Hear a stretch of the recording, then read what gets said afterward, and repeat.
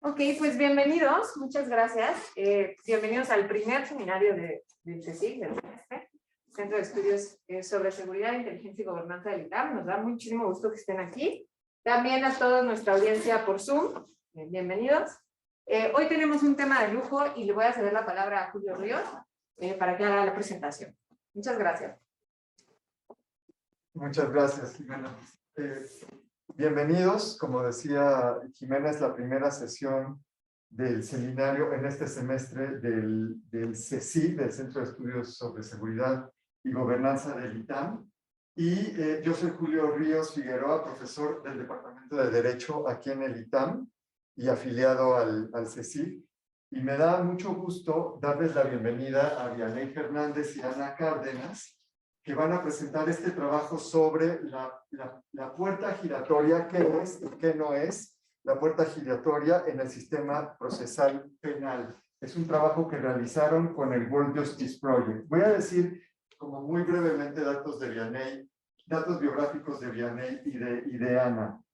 Ana Cárdenas es abogada por el CIDE, maestra por la London School of Economics en justicia criminal, y doctora en Derecho por el King's College de London. Su investigación doctoral, que está padrísimo,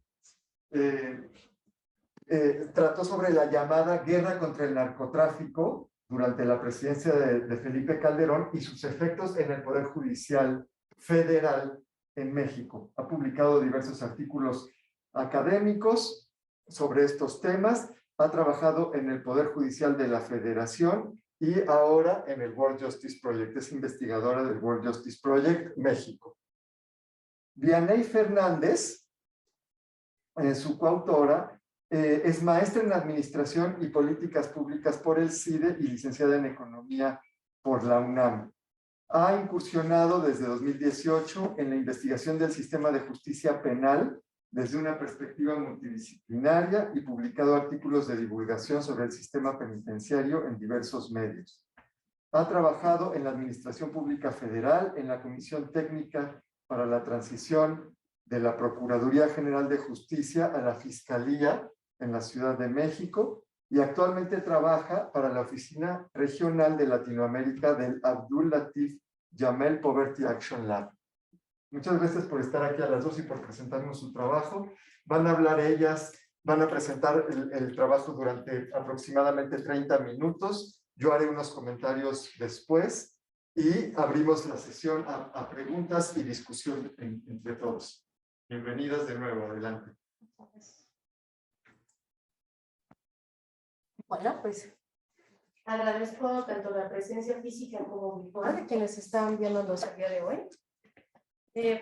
Cuando hablamos acerca de puerta giratoria, tenemos la impresión de que todo el mundo tiene alguna definición al respecto o tienen algo que decir, al menos cuando se aplica al sistema de justicia penal o al sistema de derecho.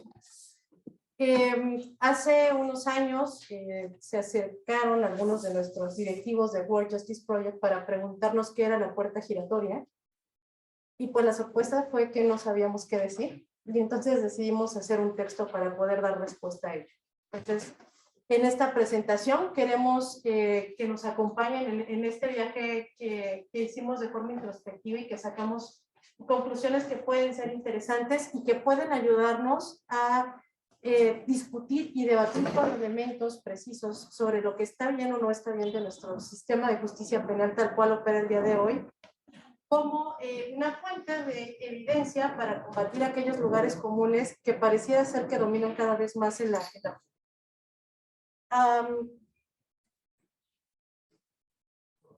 Estamos esperando un poco. Perdón.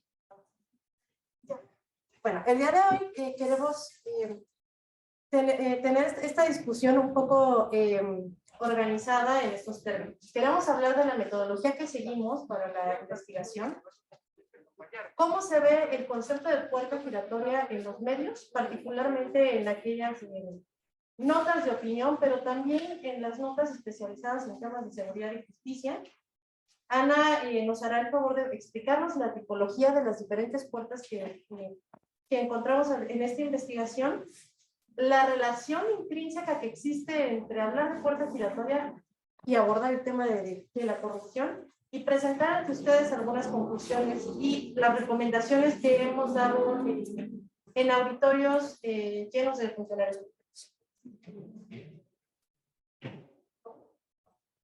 públicos. Ok. Antes de platicarles un poquito sobre cuáles fueron nuestras fuentes para responder la pregunta de qué es la puerta giratoria, qué no es, quisiera preguntarles aquí, ¿quién sabe qué es la puerta giratoria? ¿Quién tiene una intuición de lo que es la puerta giratoria? ¿Ok? No te voy a preguntar qué, sino que quiero saber solo si tú sientes saber. Perdón por la interrupción. Ok. Pero ya nos dijiste que sabes. ¿Alguien más siente saber? Bueno, o sea, la pregunta viene a cuento porque por muchas personas con las que hemos tenido esta conversación nos dicen, no, es que yo ya sé que es la puerta giratoria. Entonces la invitación es a preguntarles cómo es que saben eso que saben, ¿no? O sea, cuál fue como, qué es lo que informó su opinión y su percepción. Entonces nosotros cuando empezamos a adentrarnos al tema de qué era la puerta giratoria, veíamos como muchas miradas y muchas opiniones sobre qué era, ¿no? Entonces, lo que hicimos fue, pues tratemos de escuchar todas esas voces.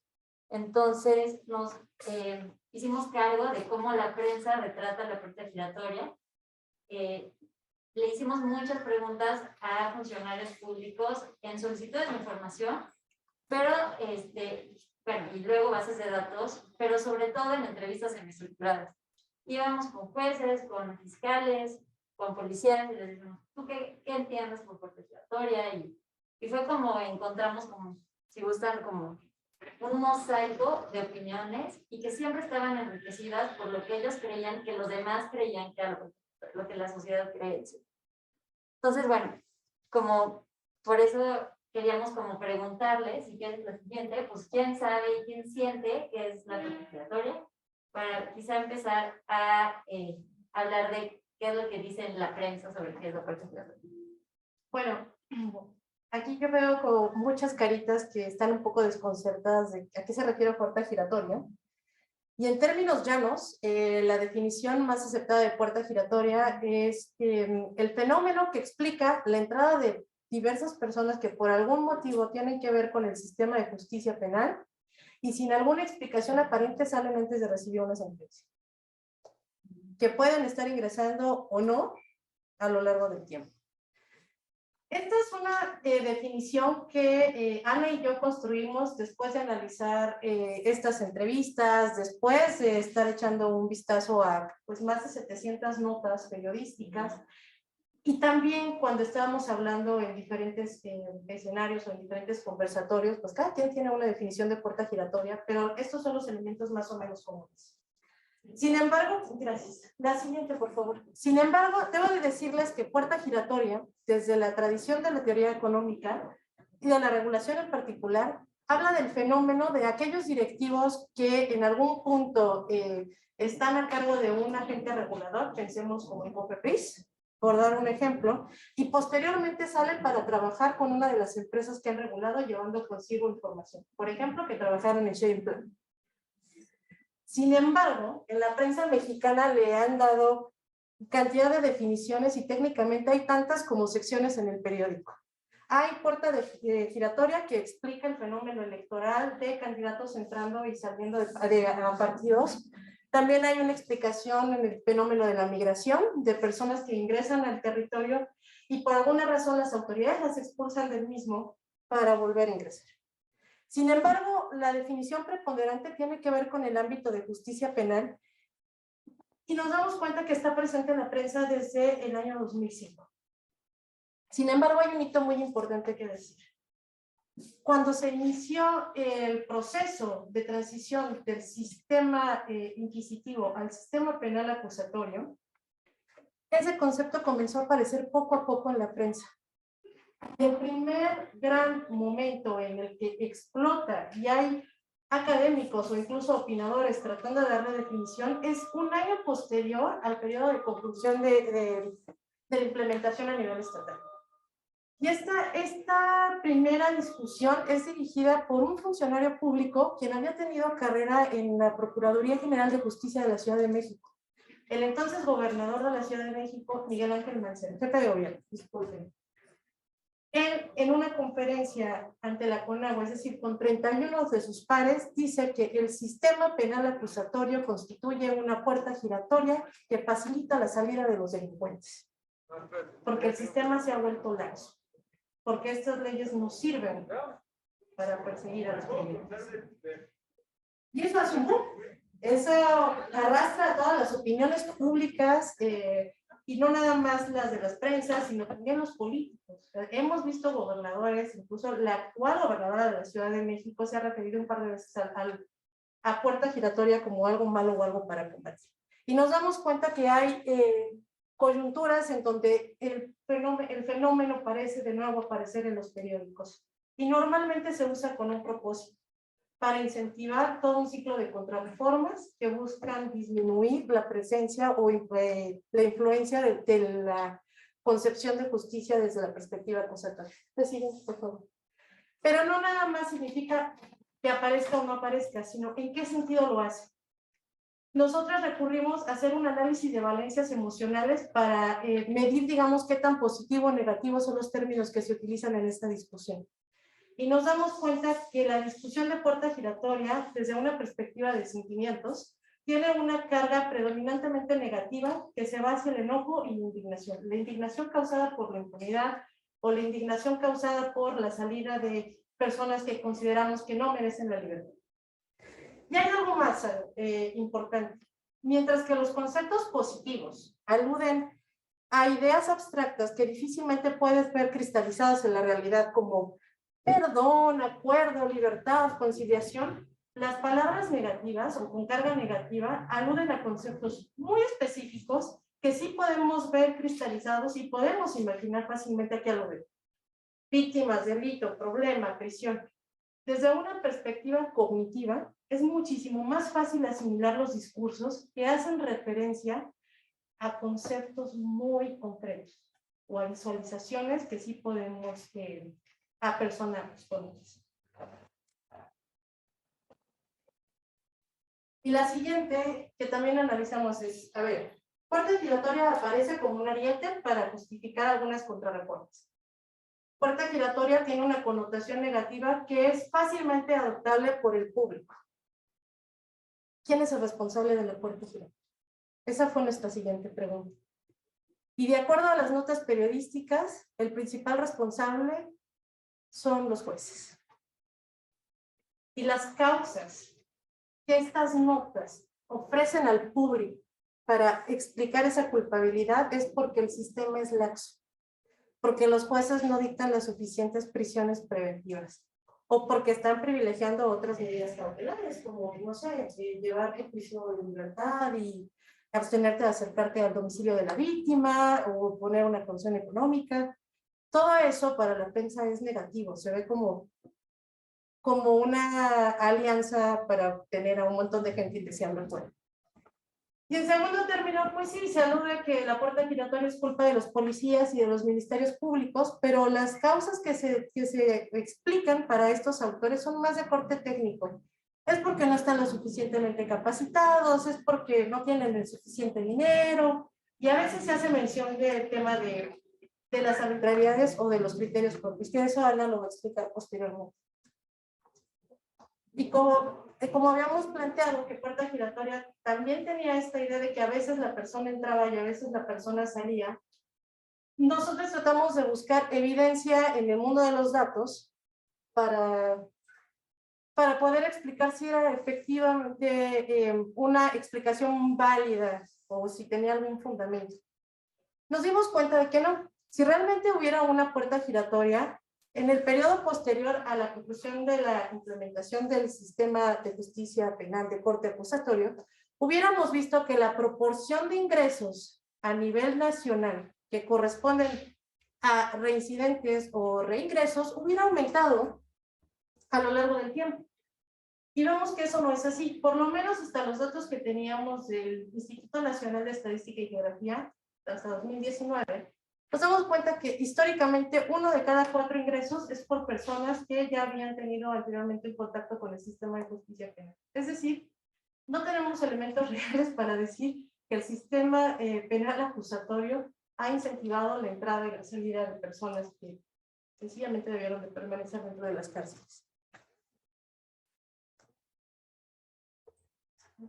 Bueno, entonces, pensando en esta percepción de la puerta giratoria es que la gente entra, ¿no? Porque la detienen y sale, y pues hay personas que creen que entra y sale y esa misma persona vuelve a entrar, que estamos tratando de decirles, pues los datos no muestran que eso está ocurriendo. Tomando en cuenta que sobre esto se trata la puerta giratoria, de entrar y salir, decíamos, bueno, vamos a ver cuáles son las reglas que hay que están puestas en marcha, vamos a ver el código para ver todas esas salidas que el código prevé, que el código prohíbe, por decirlo de alguna manera. Entonces, volteando a ver el código, veíamos que hay la verdad, muchísimas puertas, desde irregular, y obviamente en el código no vienen las irregulares, pero sabemos que existen de una persona que es detenida por la policía y negocia que lo suelten, eso puede ser una puerta, ¿no? Pero también puede haber puertas en donde el MP decide liberar a la persona porque va a investigar, pero con la persona fuera. Y también puede haber puertas que tienen que ver, como decía Vianey, con la prisión preventiva, pero incluso también con un juez diciendo no hay elementos, ¿no? Entonces, todas esas distintas razones hay para liberar a alguien que ya estuvo en contacto con la institución. Entonces decíamos, ¿cómo hacemos sentido de estas puertas? Porque hay algunas que no parecen ser tan negativas, por decirlo de alguna forma, ¿no? Y sobre todo vinculándolo con lo que la prensa nos comparte o nos contagia, etc. Entonces, la forma de poder hacer sentido de todas estas distintas salidas o liberaciones que hay en el código, dijimos, bueno, ¿qué tal que tenemos unos componentes para clasificarlo? Nuestro primer componente era poder identificar si esa liberación implicaba un principio o un propósito fundamental del sistema de justicia penal acusatoria. Vamos a pensar en la presunción de inocencia, que es algo que privilegia el sistema, o la libertad, o la reparación del daño de las víctimas. Entonces, esos principios que estuvieran vinculados con la razón por la cual alguien es liberado. La segunda tenía que ver con identificar si esa liberación propició o no impunidad, dado que hay esta preocupación de la gente entra y sale sin castigo. Y la tercera tenía que ver con la pregunta de si hubo o no una violación que ayudara a explicar, violación o irregularidad por parte de una autoridad que ayudara a explicar que esa persona salió. Entonces, a partir de estos tres componentes de clasificación, llegamos y que nos ayudaba básicamente a decir, hay todas estas razones por las cuales alguien puede ser liberado, hagamos tres cajones, y ahorita se los vamos a platicar, para poder sistematizarlos y hacer sentido. Entonces, y en función de esos tres componentes. Entonces, llegamos a la conclusión que para nosotros hay tres tipos de puertas giratorias. Hay una que es problemática, hay otra que es justificada y hay otra incluso que es reparadora. Entonces, les queremos explicar cada una de estas puertas. La primera puerta giratoria, que es la problemática, es la que generalmente como que llega a la tripa o a la mente cuando leemos el periódico, de que detuvieron a una persona y la liberaron porque hubo fallas en la detención, en la investigación, etc. ¿no? Entonces, esta puerta giratoria pues, son las detenciones ilegales, son las negaciones del servicio, donde el MP le dice a la persona no te lo voy a recibir, o también es la libertad que decreta un juez y decide no vincular al proceso por falta de argumentos, por falta de pruebas, ¿no? Entonces, estos ejemplos son puerta giratoria problemática porque garantizan el debido proceso, garantizan que la policía sí lleve a cabo una detención conforme a las reglas.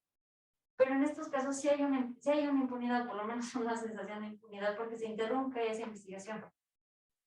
Además, sabemos que quizás no va a archivar así de forma determinante el expediente, pero sabemos que una investigación que es interrumpida se va a ir a la cola, y eso significa que se va a ir un poco al olvido.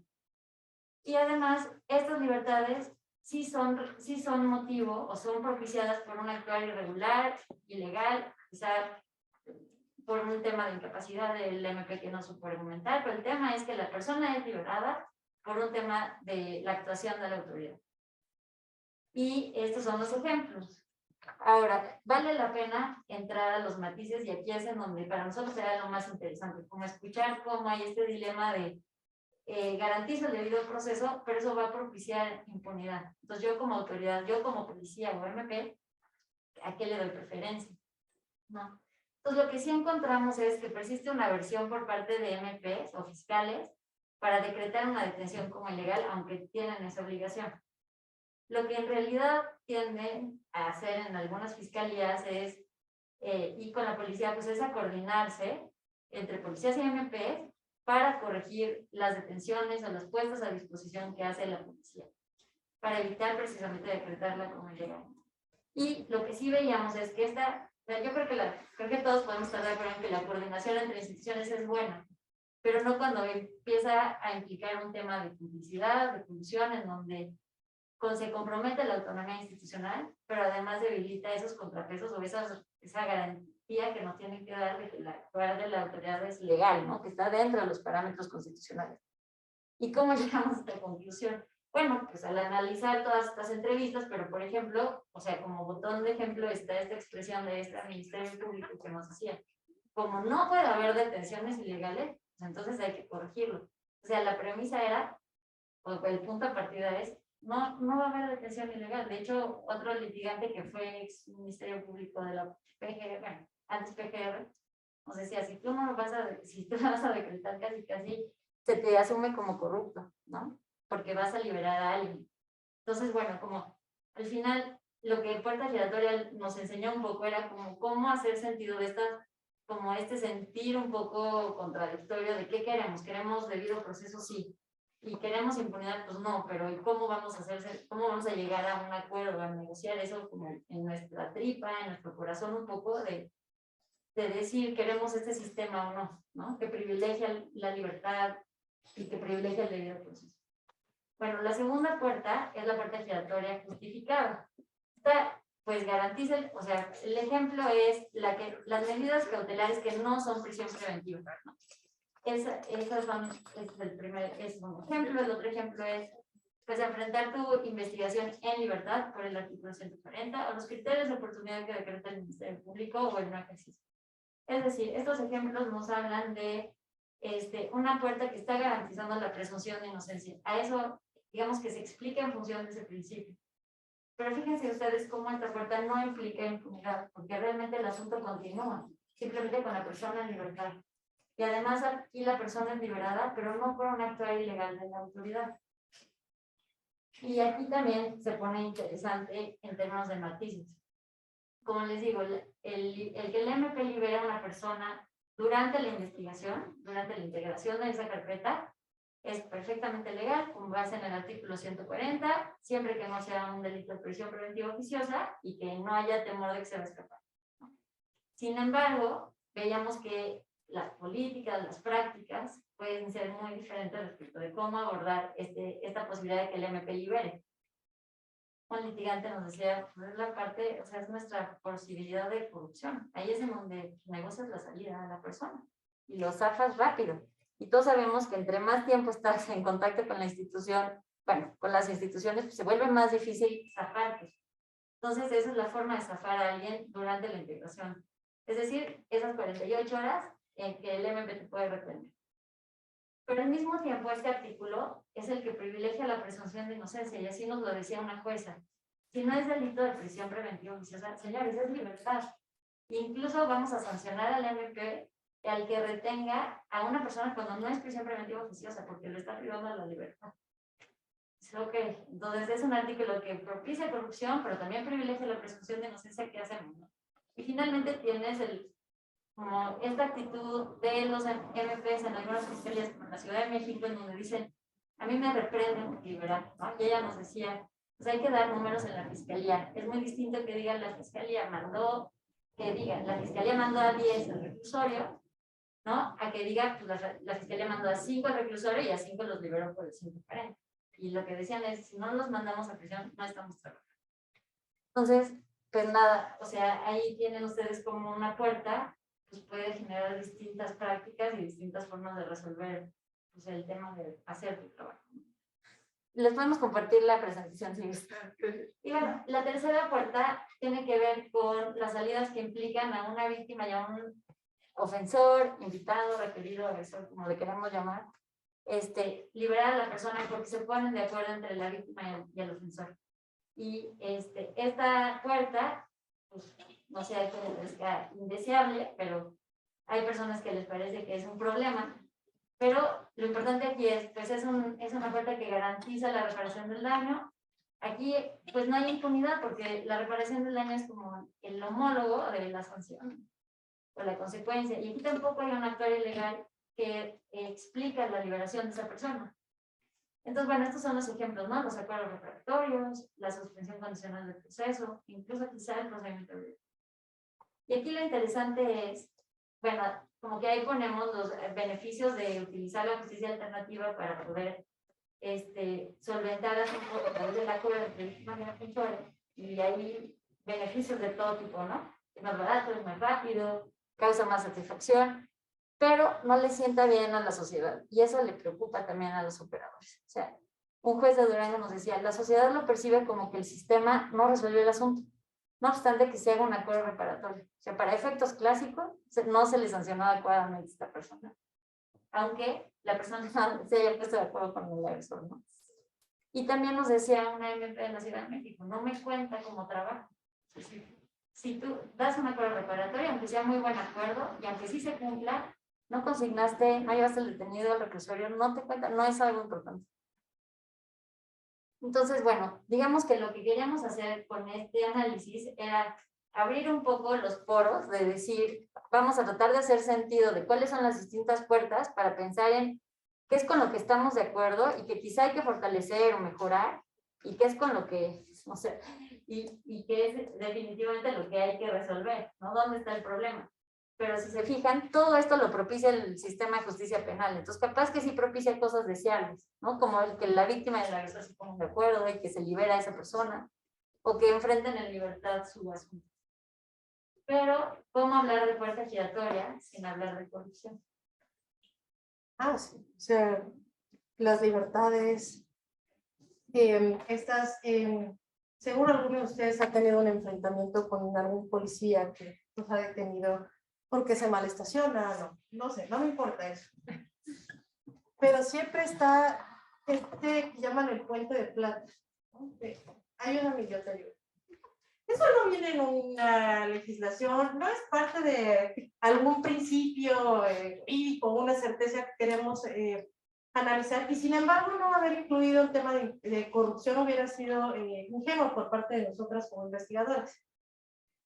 Así que después de darle una pensada, o dos, o incluso un mes, encontramos un gran teórico que escribió en 1988 un libro llamado Controlling Corruption, Robert Picker. Y él tenía una aproximación más desde la perspectiva del problema agente principal de la teoría económica, es decir, que ante la falta de vigilancia es muy probable que la gente tenga mayor rango para actuar por su propia cuenta y entonces disminuye los beneficios. No quiero aburrirlos, yo no me gusta ni la economía, por eso estoy aquí hablando con ustedes de derecho. Sin embargo, sí, este enfoque nos es muy útil para entender que la corrupción no es un tema de moral, sino más bien un tema de oportunidades. Y esta ecuación lo dice, o trata de decirlo muy claramente. Dice así más o menos, la probabilidad de que un acto se vuelva corrupto está dada por el monopolio en la toma de decisión, es decir, cuando depende de un solo actor y no hay alguien más que lo presencie, de la discrecionalidad que tiene, digamos, como si tiene o no tiene márgenes para poder argumentar o solidificar esa decisión, y ante la ausencia de rendición de cuentas. Si no tienes a quien explicarle por qué tomaste esa decisión, es muy probable que puedas cometer un acto de corrupción. No por maldad, insisto, solo es porque hay oportunidad. Entonces, bajo esta óptica, nosotras nos dedicamos a analizar algunas de las salidas que encontramos, digamos, si pensamos al sistema penal acusatorio como una carrera de sálvense quien pueda. Encontramos, por ejemplo, que las salidas que están asociadas a ponerte de acuerdo con un policía, porque hiciste algo que según el policía está mal, ¿no? También puede pasar, eso se inventan delitos. Encontramos que está dentro de nuestra categoría de puerta problemática. La decisión del policía de liberarte o no solo depende de él. La segunda, no está debidamente regulada o no tienen criterios mínimos para tomar en cuenta cuando liberar a un chavo del ITAM cuando lo hace mal. Y la tercera es que esta decisión no se toma en una arena pública o no se toma en presencia de algunos otros espectadores, se toma en la oscuridad de un callejón, ¿no? Entonces, es muy probable que esa salida esté empapada por un tema de corrupción, o que se pueda que propiciar ahí una condición de intercambio extorsivo de dinero a cambio de su libertad. Las siguientes salidas están localizadas, digamos, en el tramo que corresponde a las fiscalías o al Ministerio Público. La negación del servicio, que no es más que la decisión del funcionario público de no aceptar tu denuncia y decirte que eso no procede, o que vuelvas otro día, o que como ya acabaron la cuota del día, vayas y te muevas a la otra agencia que está del otro lado de la ciudad. Esa decisión depende exclusivamente del funcionario que está en el escritorio.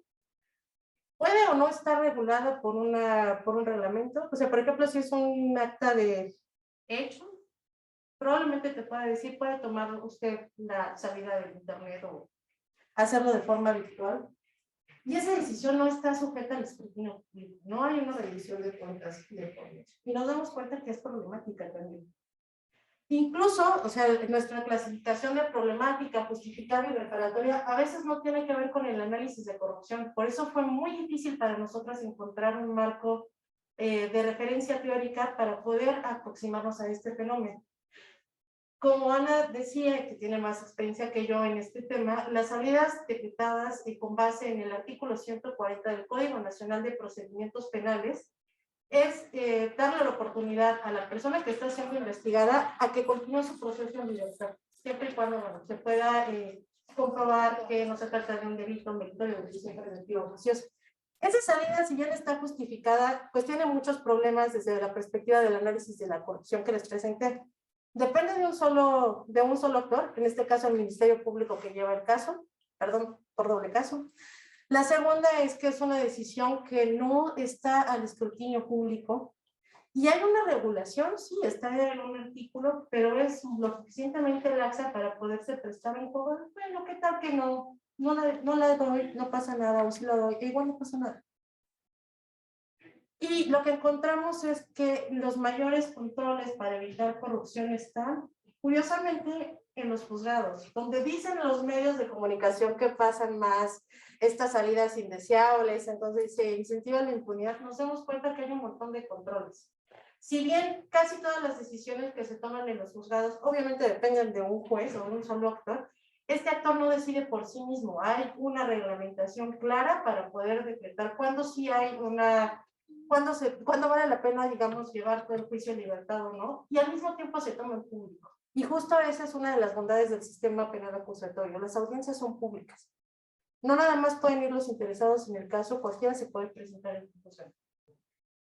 Y esto lo vimos reflejado claramente en los números. De acuerdo con la edición pasada de la Encuesta Nacional de Población Privada de la Libertad, nos damos cuenta que las personas que al momento de esa encuesta se encontraban en la cárcel declaraban con mayor frecuencia que habían sido víctimas o al menos del intento de un acto de corrupción con la finalidad de salir, con más frecuencia en la detención, después en el Ministerio Público, y casi al final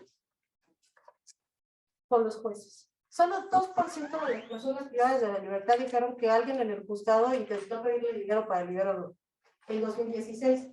Versus 2016, en el mismo año, solo el 17% de las personas lo dijeron en las detenciones. Es decir, este análisis sí vale la pena para podernos acercar a, si bien la puerta giratoria la podemos clasificar así, nunca olvidemos la variable de corrupción y siempre preguntemos qué elementos están presentes o no en cada una de las diferentes.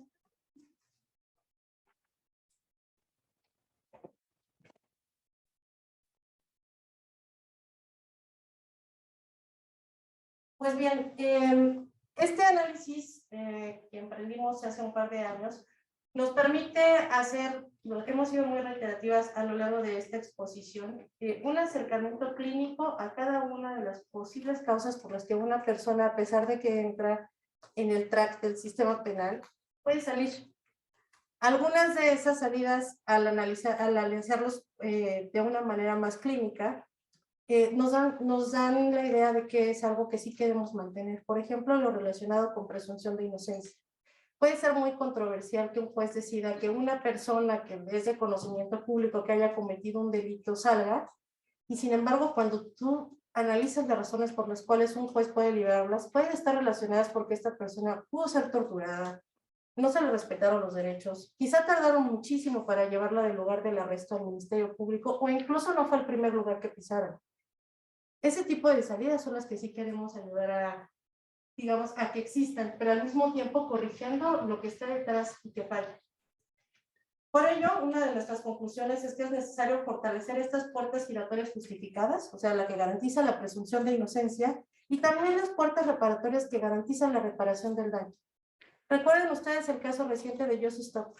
Si no hubiera sido porque la víctima salió a declarar públicamente que ella creía más en la reparación que en el perdón, y que valía más la pena darle esta oportunidad a esta persona que cometió un delito que mantenerla en la cárcel. Creo que ese es un ejemplo excelente de cómo sí podemos ayudar a que pasen estas salidas que sí deseamos. Y al mismo tiempo, el análisis de corrupción nos permite identificar cuáles de estas salidas sí requieren un refuerzo desde la perspectiva de la rendición de cuentas y también de la debida regulación, sin restar, digamos, el criterio que puede imperar en los funcionarios públicos.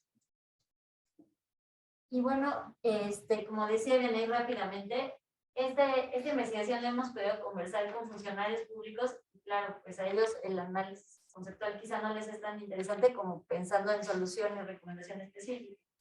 Entonces con ellos compartimos sobre todo, ¿no? Como, pues entonces lo que necesitamos es fortalecer la investigación, ¿no? Fortalecer esas puertas que privilegian la libertad, la presunción de inocencia, la reparación del daño, pero también mejorar la trazabilidad y la interconectividad entre sistemas de justicia penal, ¿no? Entre policías y ministerios públicos, y claro, operar el sistema, bueno, el Registro Nacional de Detenciones de forma eficaz.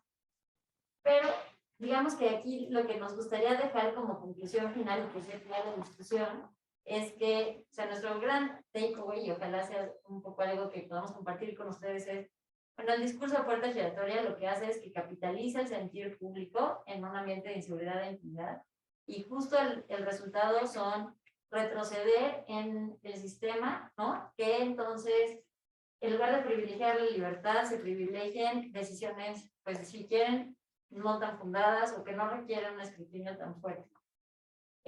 La segunda es que la discrecionalidad es necesaria. Sí creemos en eso, pero se necesitan parámetros claros para evitar que sea una decisión arbitraria. Y aquí el ejemplo, pues, es el artículo 140, ¿no? Sí queremos que el MP pueda ponderar si esa persona debe emprender su investigación en libertad, pero sí necesitamos reglas que nos aseguren que ese Ministerio Público está tomando la decisión, no en función de un tema de corrupción, ¿no? También que la coordinación entre instituciones es deseable, pero también el conflicto en el sentido de que, ¿cómo decir? El conflicto se refiere al escrutinio duro de un ministerio público hacia el trabajo de policía y también del escrutinio del juez hacia el ministerio público.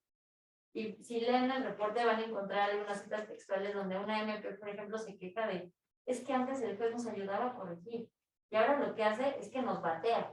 Y nosotros decíamos, pero eso está bien, ¿no? O sea, de hecho queríamos jueces que batearan y que le pusieran un estándar fuerte a una decisión que va a implicar restringirle la libertad a alguien.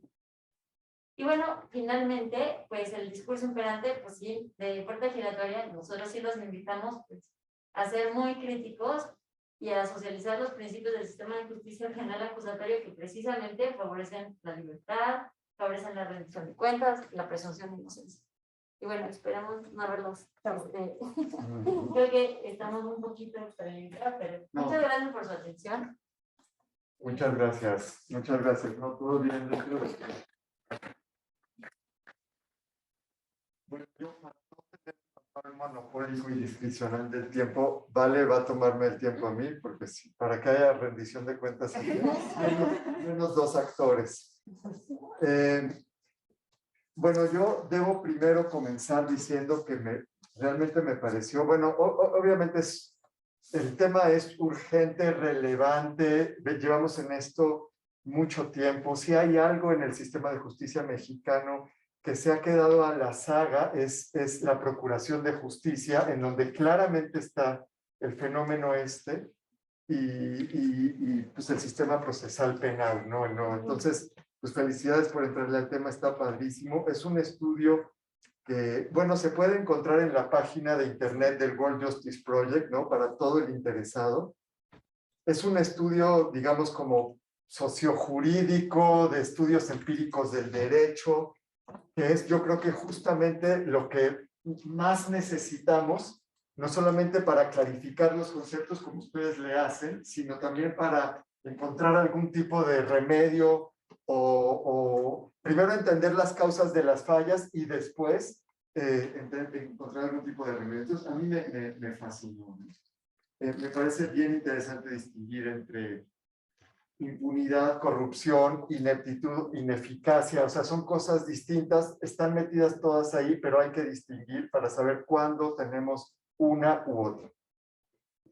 A ver, el tema más grande acá, yo creo, pero no sé qué opinan ustedes, es algo así como el acceso a la justicia. O sea, ¿en qué sentido? O sea, en toda sociedad, incluyendo obviamente la nuestra, hay conflictos entre personas y autoridades. Solo una fracción de esos conflictos va a ir al sistema de justicia. Lo que queremos es que la fracción que va al sistema de justicia se resuelva de cierto modo que ayude a que los conflictos, a que todos los otros se solucionen de manera justa entre las partes, en la comunidad, con ayuda de las autoridades en la escuela, en la colonia, en qué sé yo. O sea, no todo se puede judicializar, pero si la fracción que se judicializa se resuelve bien, se procesa bien, eso va a ayudar a que todo el resto de conflictos cotidianos se resuelva bien en los ámbitos, digamos, de las comunidades de referencia. Ese es, digamos, como, a mí yo creo que ahí es muy relevante el tema de la puerta giratoria, porque la puerta giratoria es la percepción de que los casos que llegan no se están procesando bien, ¿no? Que dices, oye, el asaltante del pecero, ayer lo agarró la policía y lo acabo de ver en la colonia, ¿no? Y nos sacó la pistola en el pecero. O sea, ¿cómo es posible? O sea, esa es como la concepción de puerta giratoria, como la dañina, ¿no? Así de, si ya lo agarraron, ¿por qué está aquí? ¿No? O sea, eso no nos da seguridad, etc. Pero como ustedes dicen claramente, también hay unos aspectos positivos de la puerta giratoria, pues porque hay gente inocente que la agarra el Ministerio Público o la policía porque estaba en el lugar incorrecto a la hora incorrecta y que cuando llega con un juez, el juez dice, ¿sabes qué? Perdón, pero no hay elementos, o sea, no queremos presuntos culpables tampoco. Entonces, ustedes, yo creo que todo esto para decir, desde el inicio los dos casos que ustedes presentan son casos como negativos. El de Abril y el de Lunares, ¿no? Pero hay casos positivos, o sea, como que deberían también ustedes de poner, oye, pero tenemos casos de personas que fueron detenidas sin ningún tipo de prueba y que salieron gracias a este mismo sistema. O sea, como que, y entonces poner el dilema desde el inicio, o sea, cómo quedarnos con lo bueno, cómo maximizar lo bueno y minimizar lo malo. Digo, ese es como mi comentario más grande. Ahora, ahí van algunos como chiquitos. Me gustó muchísimo la discusión esto de, bueno, puerta giratoria, pero ok, puerta es una puerta que entras a algún lugar, ¿cierto? Pero ¿a qué? Y aquí ustedes distinguen entre dos en el estudio y en los datos. Primero está la puerta como de entrada al sistema de justicia así en grande, que yo creo que lo que la gente en general percibe, ¿no? O sea, tú vas en el pecero, ves al asaltante, al día ves que lo agarra la policía y no, lo denuncian y al día 2 semanas después te lo encuentras en la calle. A las personas les vale gorro exactamente en qué parte del proceso se cayó el caso de ese hombre. Él dijo, a ver, cruzó el umbral porque apareció el Estado, alguna autoridad del Estado, y este hombre estuvo en contacto con ellos y después salió. Esa es como la entrada al sistema de justicia. Pero ustedes hacen una cosa muy bonita, que es decir, no, este es un proceso. Y entonces en realidad hay como varias puertas. O sea, está la puerta de entrada, claro, al sistema, pero después entras a través del policía. O sea, el policía, que es el primer contacto con el posible, digamos, criminal o las víctimas. El policía después pasa al Ministerio Público, el Ministerio Público después pasa al juez y eventualmente la persona, si es culpable, entrará a la cárcel. O sea, hay como una serie de puertas ahí. Entonces, ese a mí me parece una de las cosas más interesantes. La mayor parte de las personas tiene una idea general, como yo decía, del sistema de justicia y entró ahí, entró el Estado y después lo vi afuera. Aunque en realidad es un proceso. Pero a los jueces, o sea, a los jueces se les achaca, o sea, a pesar de que dicen, entró al sistema, a quien culpan, o sea, al final a quien culpan es al último, que es al juez. Entonces, ahí es interesante y yo creo que, bueno, no sé, pero hay como dos tipos de fenómeno. Un fenómeno es digamos, el fenómeno que podemos llamar el de atrás para. O sea, sí hay una falta de responsabilidad, de asumir responsabilidad, un deseo, falta incentivos para no asumir la responsabilidad de todos los actores que van pasando en el proceso, en donde claramente, y como se lee de una manera súper bonita en todas las citas que tienen por las entrevistas, el incentivo es al de atrás para. O sea, el policía es, híjole, ya lo agarré, no hay pero yo no lo voy a soltar, ahí se lo mando al Ministerio Público. El Ministerio Público lo ve también, dice, chin, bueno, quién sabe, está mal, el policía hizo mal esto y el otro, pero yo no lo voy a soltar, ahí se lo doy al juez. Y claro, el juez es el que al final tiene que decir, pues chin, igual lo dejo fuera y por lo tanto el peso de al final como que el reflector y el presidente Calderón y AMLO y todos al final, ellos mismos le achacan al juez. Y entre paréntesis, cuando estaba pensando esto, me acordé, incluso en la justicia federal al menos, existe esto como como tú le echas el de atrás, que pague el de atrás, cuando los jueces de distrito, ¿no? Toman una decisión fatal, pero dice, bueno, la van a revisar en apelación los magistrados, y los magistrados les llega y dicen, chin, y me dijo un magistrado, me dice, mira, un indicador de qué tribunal asume responsabilidad de qué y qué no, es cuántos dan un amparo liso y llano y cuántos regresan el caso al juez. La mayor parte de los casos lo regresan al juez. O sea, está pésimo, está mal la decisión, pero en lugar de decir, está todo mal, le regresan el caso al juez. O sea que está la cadenita, así como que todo el mundo lo va empujando hasta que el de atrás le dicen, pues no debes solo tu boleto, sino los de todos los que ya pasaron. Entonces, ¿cómo arreglar eso? No sé. O sea, está muy... O sea, debería de haber algún tipo de incentivo para detener al inicio, ¿no? Ya son 10. Entonces, voy a tomar 3 minutos. No sé cómo. Después, o sea, esa es su tarea, o sea, para encontrar la solución. Otro comentario. La clasificación que ustedes hacen entre las 3 puertas giratorias, me gustó, pero yo lo clasificaría de un modo un poco diferente. Yo diría, a ver, hay puerta giratoria justificada y no justificada. De las justificadas están las problemáticas y las no problemáticas. Dentro de las problemáticas están las que se derivan por incompetencia o por ilegalidad, o sea, incapacidad técnica. Y también, yo diría, son problemáticas en donde todo se hizo bien, pero son delitos graves o muy mediáticos, de modo que te van a generar problemas cuando salga la persona. Esos son justificados, pero problemáticos. Los justificados y no problemáticos son los que en donde, o sea, sale la persona, pero porque hubo alguna violación de debido proceso, en delito no grave o no muy mediático y la justicia reparativa. O sea, está justificada, pero no te genera problemas o no te debería de generar problemas. No sé si hay cuál es. Y después está la no justificada, que es donde hay colusión y no coordinación, ¿no? O sea, colusión o corrupción.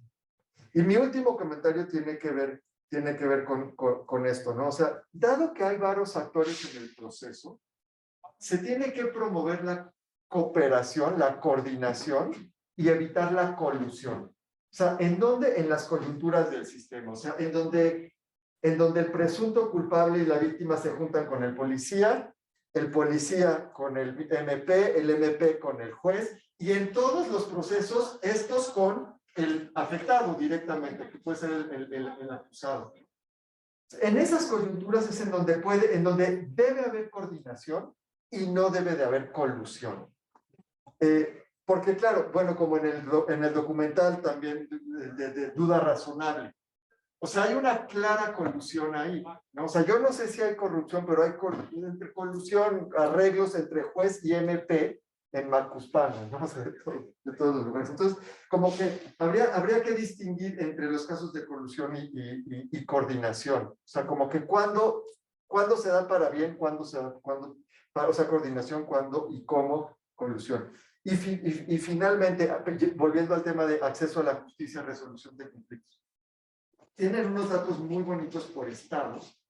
No sé a qué, si pueden bajarlos a nivel como dentro de los estados, municipios, o sea, no sé a qué nivel puedan llegar más abajo. Pero una cosa que sería muy interesante es ver, bueno, tienen todo esto y claramente no hay tanta reincidencia, al menos no se afecta, pero la reincidencia ustedes la tienen como a nivel general.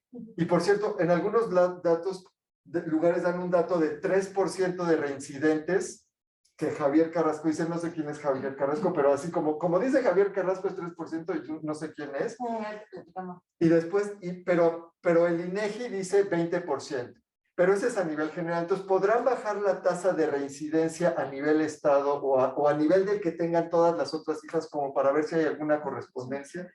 Y dos, datos de crimen o, por ejemplo, de linchamientos también. Porque en el ejemplo o sea, uno de los peores o más terribles, obviamente lo de Abril es terrible porque la mataron, pero en el caso del pecero, que son asaltadas las personas, agarran a la persona, ingresa al sistema y luego sale. Lo que ocurre luego es que lo lincha, la comunidad está harta, va y lo agarran y justicia por su propia mano. Y hay datos de linchamiento. Sí. De hecho, probablemente, bueno, entonces a lo mejor cruzar como para ver, ordenar un poco los datos en donde están las mejores prácticas, que no se alinean de todos los estados, pero bueno, ¿dónde está lo mejor, los mejores datos? Donde parece que está ocurriendo todo lo mejor y ver si ahí hay menos casos de los negativos, o sea, criminalidad, linchamientos, etc. Algo así. O sea, como para ver si está funcionando o no en un como resultado que está un poco más allá y que tiene que ver con este tema más grande de aquí. Perdón. Gracias. Perfecto. No sé si quieren dar un follow-up a los comentarios de Julio rápidamente y pasamos a la sesión de preguntas, que ya nos llegaron un par en Zoom. Pues yo diría que, bueno, o sea, lo que nos está recomendando Julio es como hacer parte 2 del reporte de alguna manera. Sí. Pero quizás entrarle a las preguntas. Perfecto. Sí.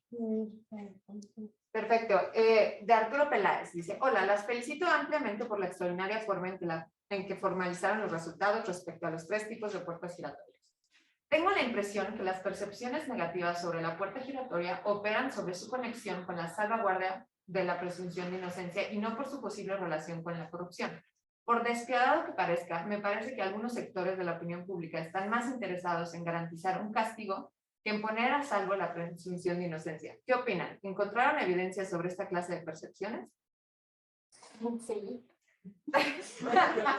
Creo que en relación con los medios muchísima y al entrevistar a un montón de periodistas. Sí, claro, o sea, métanse a cualquier nota de cualquier periódico y vayan a la sección de los comentarios y ahí lo van a ver. O sea, también una de las cosas que encontramos analizando las notas es que hay una confusión, voy a llamarle confusión, entre las atribuciones de los diferentes actores del sistema de justicia penal. Es decir, particularmente a los jueces se les pide que realicen labores de seguridad pública. Ustedes deben de asegurar que no haya delincuentes en la calle. No, espérate, yo estoy asegurando que este proceso cumpla con una serie de garantías que como sociedad estamos de acuerdo de que está bien que pase y por eso lo tenemos en una ley. Las funciones de seguridad pública o de política criminal están en los de atrás, exactamente, bueno, en los de adelante, más bien en los policías y en los ministerios públicos. Sin embargo, precisamente tomando esta gran referencia teórica del de atrás pagan, nos damos cuenta de que justo como digamos que el juez es el último que puede dar la palabra, es a él a quien caen todos estas reprimendas y estos grandes reclamos que hace la sociedad sobre la seguridad o sobre la impunidad, ¿no? Esa es una, y también quería decir que justamente en un terreno en donde hay tantas emociones, donde hay una sensación de hartazgo, de inseguridad, de que no está pasando algo para poder disminuir este fenómeno de impunidad, hay una fracción de actores de la clase política que aprovechan este sentir para capitalizarlo y llevar una serie de reformas solo por ganar votos. Esa es una parte. O la otra es por que hay una creencia de que el sistema inquisitivo, de corte inquisitivo, es mejor que el sistema penal acusatorio. Entonces, en esto es muy interesante ver cómo las justificaciones o las exposiciones de motivos de muchas de las propuestas de reforma que nuestros diputados o senadores suben, y te das cuenta que la retórica que está en los periódicos es la misma retórica que ellos utilizan para llevar al pleno sus propuestas. Hay una que pasó en 2018 y me llamó muchísimo la atención porque era una frase más o menos así.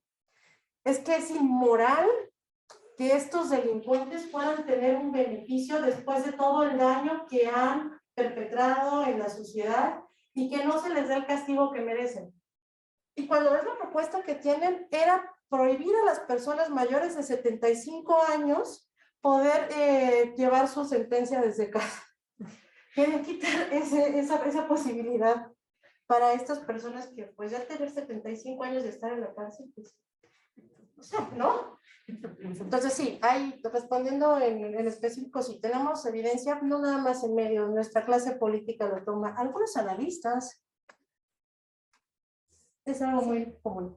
Y aquí nada más para rematar, el tema del costo que enfrentan los operadores de liberar es impresionante en el sentido de, el MP prefiere judicializar y que sea el juez el que diga se va para afuera y que él no enfrente el reclamo social y la presunción de corrupción. Y eso es fortísimo. Y a nosotros nos pareció muy interesante que eso entra en juego en el momento de ponderar algo tan técnico, ¿no?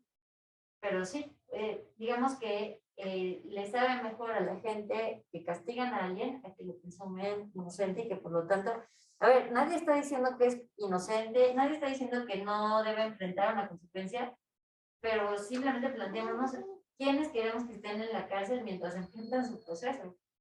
Y de eso va. O sea, no se trata de absolver. Perfecto, muchas gracias. Abro el foro a los presentes. Si alguno tiene una pregunta, si puedes decir tu nombre.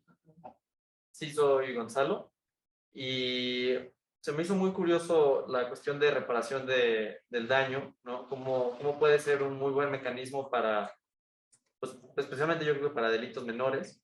¿Cómo podríamos promover en la conciencia general? Porque mucha gente pues quiere pues, castigo, ¿no? De que pasen en la prisión. ¿Cómo podemos promover de que busquen la gente y de que encuentre pertinente otras formas de justicia, como es la reparación del daño? ¿Has oído la expresión preaching to the choir? Justo a partir de la investigación de oferta giratoria, hicimos una sobre precisamente justicia alternativa, porque nosotros veíamos por qué hay tantos beneficios y se utiliza tan poco, ¿no? ¿Qué es lo que explica que se usa poco? ¿Qué es lo que lo obstaculiza, etcétera? Y, o sea, nos dedicamos mucho tiempo y también a conocer a profundidad desde la mirada de los facilitadores, desde no directivos de estos centros de justicia alternativa. Y la verdad es que la respuesta viene desde varias preguntas. Y hicimos juntas esta investigación. Y entonces la pregunta de cómo promover, lo primero que nos decía, bueno, hay una parte importante que es la voluntad institucional, que una procuraduría se anime a fortalecer y a permitir la entrada a estos asuntos. Eso es clave, ¿no? Y eso va a repercutir en el número de facilitadores que tengas, en que les paguen lo mismo que a un MP, en que les deriven asuntos. Es decir, que lleguen asuntos a las puertas de la justicia alternativa. Pero por otro lado, que es como el otro lado de la moneda, es la gente quiere ver a la otra persona en la cárcel, ¿no? Y es primero, digamos que cuando los invitan a participar en justicia alternativa, es un proceso de persuasión y al que le tienen que apostar esfuerzo, o sea, recursos, tienes que convencer a la persona de que hay otras formas de resolver el problema, en donde quizás, o sea, sí va a haber una consecuencia que va a asumir esa persona, pero quizás no va a ser cárcel, ¿no? Y además, ¿qué crees? Quizá vayas a tener que hablar con esa persona, si es que quiere, siempre es voluntario. Pero aquí el componente de los abogados es muy interesante. ¿Ustedes son estudiantes de Derecho? Bueno, no importa. La pregunta viene de cuento porque a los abogados se les atribuye mucho el que quieren pleito y no quieren mediar, ¿no? Primero porque, pues, o sea, la mediación prescinde de los abogados. Son las personas directamente afectadas las que van a llegar a una propuesta de solución. A los jueces tampoco les gusta mucho porque los desempodera, ¿no? O sea, ya no es el juez diciendo esta es la forma más justa, sino que son las personas llegando a su propia conclusión. Entonces, nosotros lo que decidimos hacer fue hagamos un cortometraje que trate de difundir la justicia alternativa, los beneficios y también como el carácter humanizante de esta forma de resolver el problema. Y no sé si te estoy contestando tu pregunta respecto a cómo promoverlo, pero fue algo que nos motivó muchísimo, ¿verdad? Sí, de hecho, cuando tú analizas o tienes oportunidad de hablar con personas que han utilizado la vía alternativa para resolver sus conflictos, estas dos personas hacen una labor de catequesis a nivel comunitario y se vuelven referentes inclusive. Pero la cuestión, creo que es lo más importante y cortando con Ana, es el tema de los incentivos en las instituciones. Si en este ambiente, insisto, ambiente social de icono que está alimentado por un montón de retóricas que no nada más vienen de un lado, sino que está en 360 grados, quieres ver a la gente en la cárcel, el incentivo de la fiscalía o de la procuraduría o de los policías para verse como los campeones o como para verse que están cumpliendo con sus funciones es prisiones preventivas. ¿Cuánta gente metimos en la cárcel o cuánta gente arrestamos nada más las 48 horas? Ese cambio, si bien es cierto, se debe de dar a nivel individual, es importante que especialistas en la materia comiencen a dialogar con las instituciones para mostrarles que otro tipo de justicia puede ser posible. Por eso, nosotras en esta investigación nos tomamos un tiempo para calcular cuánto cuesta un procedimiento por la justicia alternativa versus la justicia jurisdiccional, cuánto tiempo tarda y el porcentaje de rezagos. Porque si comienzas a hablar de eficiencia y eficacia, entonces las instituciones ya te prestan oídos. Perfecto. No sé si los panelistas tengan algún comentario de cierre. Ah, tú tenías una pregunta también, ¿verdad? Sí, pues que no las he planteado bien yo. O sea, me gustaría saber si llegaron a hacer en algún momento un análisis de derecho comparado a lo mejor con otros países en los que el sentimiento de impunidad a lo mejor sea similar o no, y como qué medidas en este sentido han tomado ellos, que a lo mejor como ya más aterrizadas que se pudieran adoptar aquí. No, formulaste tu pregunta muy claramente. O sea, no sé, yo tengo ahí una reacción. Quizá lo primero que te diría es que vimos que se hablaba de puerta giratoria en el sistema, vinculado con el sistema judicial, porque como viste en las notas, pues, se usa para todo. En el contexto de Chile y de que acusaban a los jueces de darle el empujón a la puerta giratoria por el tema de la prisión preventiva. Pero no, digamos que sí existe todo ese, si quieres, como esa forma de plantearse el problema de impunidad, ¿no? O sea, como pues, parecía que estaba resonando el mismo problema ya que acá, mucho tiempo antes, eso creo que es de 2011 o una cosa así, pero ellos empezaron antes con la implementación. Ahora, sí es una pregunta muy interesante, no hicimos ningún estudio comparado y sí valdría la pena mucho como poner a prueba, ¿no? Lo que sí podemos decir es que el hablar de cómo las garantías de los procesos chocan con este clamor de inseguridad, o esta percepción o sentimiento de inseguridad, está en todos lados. O sea, el debate está en todos lados. Por ejemplo, en Estados Unidos, el tema de la prisión preventiva también está muy fuerte. Y entonces, pues, no hicimos ese estudio comparado, pero por intuición, también por una salpicadita o asomo a otras cosas, esto sí tiene resonancia en otros lugares. O sea, ustedes se van a acordar, bueno, pues de una política en California que se llama 3 Strikes You're Out, que era básicamente que a la tercera te encarcelaban para siempre. O sea, era como impedir la puerta giratoria, ¿no? Según ellos. Entonces, como ven, es como esta preocupación constante de hacer sentir a las personas seguras a costa de, digamos que a través de imponer medidas mucho más arbitrarias y que además encarcelan a personas que no necesariamente van a ser una ciudad más segura por estar en la casa. Pero no sé qué haces. Pues que este tipo de problemáticas o este tipo de controversias las encontrarás donde hay oportunidad de capitalizar este clamor público para uno u otro beneficio, sea obtención de votos o sea regresar a las dinámicas anteriores porque crees que lo conocido es mejor que esto que estás por explorar. ¿Tienes otra pregunta? Sí.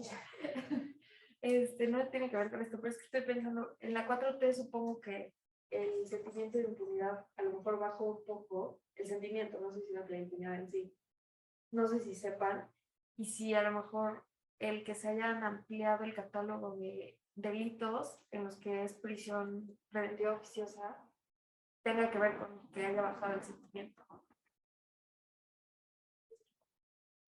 mí no es una gran pregunta. Mi intuición adivina, bueno, quizás está mal decir voy a adivinar, pero pues yo pensaría que claro que tiene que aliviar, ¿no? Este miedo que puedas sentir, porque a más personas o sea, hay que pensar que la prisión preventiva oficiosa lo que hace es que digamos que inhabilita la revisión judicial, ¿no? Siempre, ¿qué quiere decir con esto? El MP va a decir, estos hechos son digamos que se cuadran o se tipifican de esta manera, ese delito meritorio de prisión preventiva oficiosa y entra directo. El juez ya no tiene nada que valorar ahí. ¿Eso qué significa? Que reduce los estándares o baja la vara para lo que el MP tiene que comprobar, que argumentar, ¿no? Y en términos de evidencia que acreditar. Claro, entonces más personas que son detenidas y que las consignan o que las judicializan, si quieren, seguro estoy hablando raro, con un delito de prisión preventiva oficiosa, pues te va a hacer sentir mejor, porque pues ya al cuate de la camioneta que vino con la pistola y tal, pues ya no va a salir. No importa que no tenga todas las pruebas, no importa que vaya a venir a firmar al juzgado, ya no sale. Entonces, claro, o sea, yo pienso que sí debe haber ahí pues sí, algún tipo de relación. Ahora, la parte emocional de la puerta giratoria. Esa es otra cosa. Aquí está una ilustración que hizo nuestra diseñadora para el reporte, que es cómo se ha construido el tema de prisión preventiva a lo largo de los últimos años. De la reforma más reciente, hay un delito o un conjunto de delitos que me da mucho escozor ver, que es corrupción o hechos de corrupción. ¿Qué es un hecho de corrupción?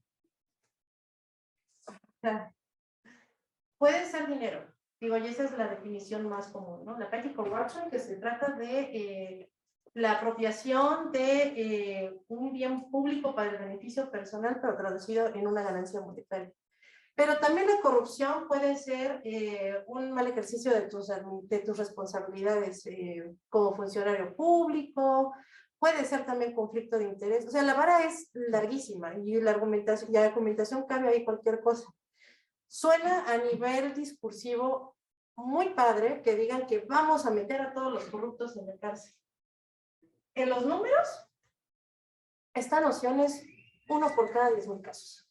No estoy bromeando, ese es como nuestro cálculo con las cifras de 2019-2020. 1 de cada 10,000 casos.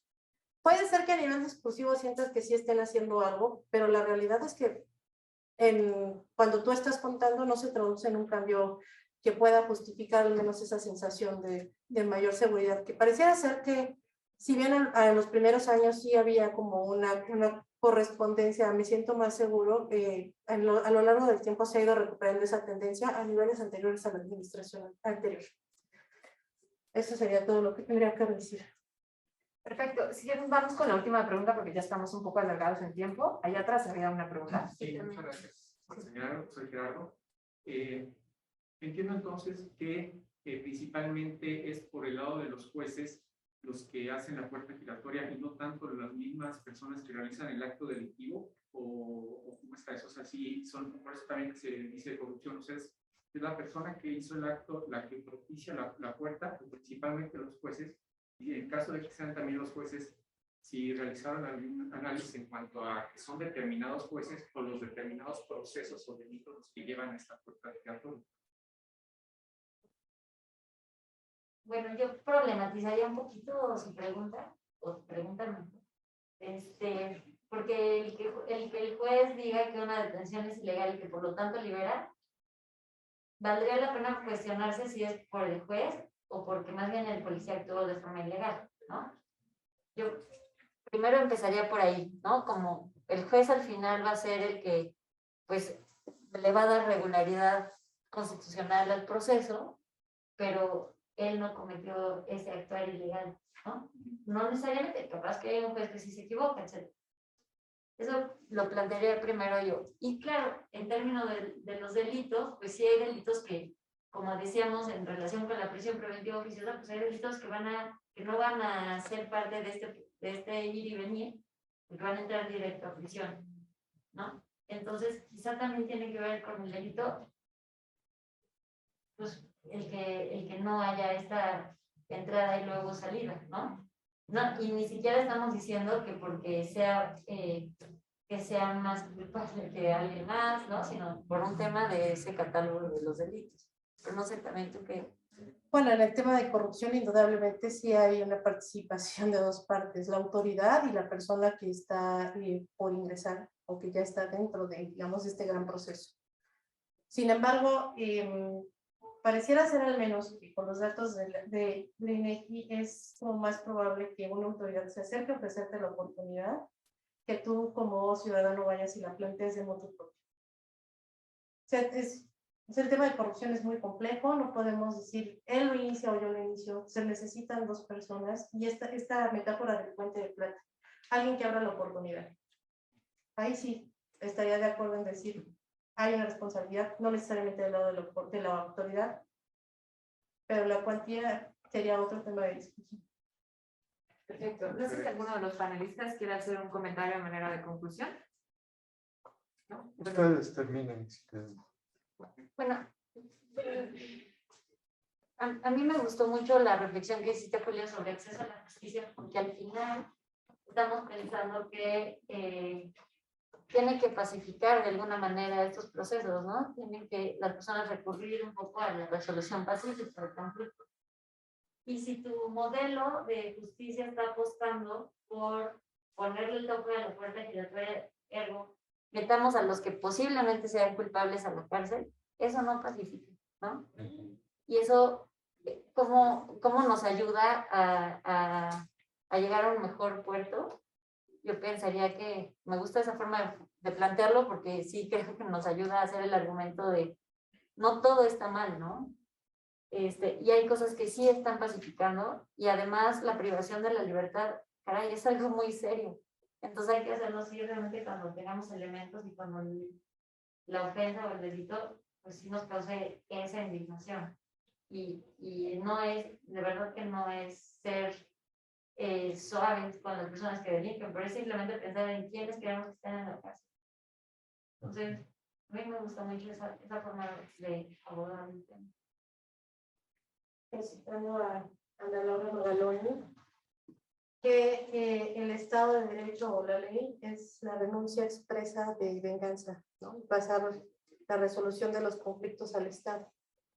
O sea, esa es como la reflexión que me gustaría traer aquí, porque justo cuando te pasa a ti o estás involucrado en un delito porque tú fuiste la víctima, la reacción inicial tiene que ver con un enojo o con un resentimiento. Y sin embargo, si somos críticos y preguntamos cuántas de estas causas que efectivamente acaban con una persona en la cárcel trae justicia para la víctima, pues quizás la respuesta que nos demos son muy pocas. Y así como dijo Julio, que habríamos con ejemplos muy negativos, como el caso de Abril Pérez o como el caso de Lunares, también yo les invito aquí a reflexionar el caso de Joseph Stop. No fue una cosa menor, era un delito de pornografía infantil. Y la víctima aún así salió a declarar públicamente que ella creía más en la reconciliación que en el castigo. Creo que deberíamos de quedarnos también con este ejemplo para cerrar. Perfecto, muchas gracias. Pues por parte del CSIC solo me queda agradecerles y estoy segura que vamos a estar discutiendo más de cerca las investigaciones que partan de este reporte. Muchas gracias a los panelistas.